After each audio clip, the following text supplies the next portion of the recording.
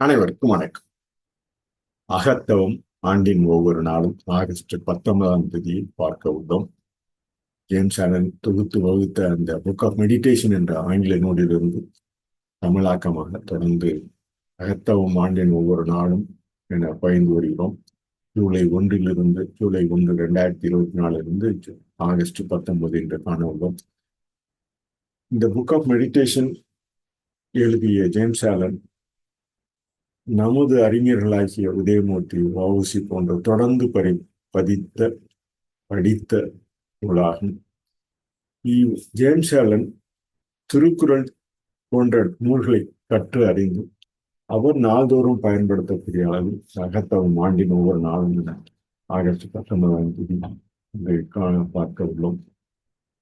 திருக்குறள் போன்ற பல நூல்களை படித்து அறிந்து ஒரு ஆங்கில மொழியில் நாள்தோறும் ஜேம்ஸ் ஆலன் அவர்கள் தொகுத்து வகுத்த இந்த நூலினை இன்று புக் ஆஃப் மெடிடேஷன் என்று அகத்தவம் ஆண்டின் ஒவ்வொரு நாளும் என கூறுகிறோம். அக மகிழ்வு என்று ஒரு சொல்லில் கூறலாம். மகிழ்ச்சி என்பது அக மகிழ்வுடன் அமைதியான முழுமையான திருப்தியின் உள்ளார்ந்த நிலை. அக மகிழ்வு என்பது மகிழ்ச்சி என்பதும் அகமகிழ்வுடன் அமைதியான முழுமையான திருப்தியின் உள்ளார்ந்த நிலை.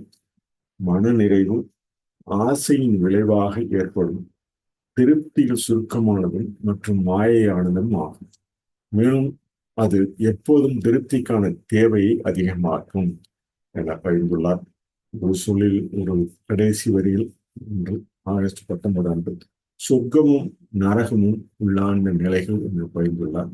இதை தமிழ் மொழியில் இவ்வாறு மொழிபெயர்த்தும் ஆங்கிலத்தில் அவர் கூறியதாவது.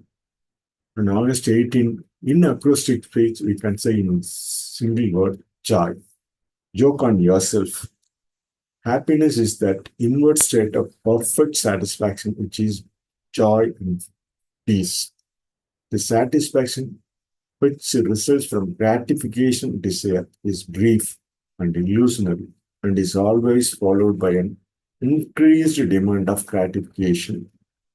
Heaven and hell are inward states. In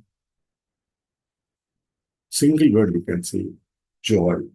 Joke on yourself in acrostic speech. தமிழில் ஒரு சொல்லில் அகமகிழ்வு என கூறி அகமகிழ்வு மகிழ்ச்சியாக இருப்பதும் அகமகிழ்வுடன் அமைதியான முழுமையான திருப்தியின் உள்ளார்ந்த நிலை என பகிர்ந்து ஆகஸ்ட் 19 பதிவினை நிறைவு செய்கிறோம். நன்றி, வணக்கம்.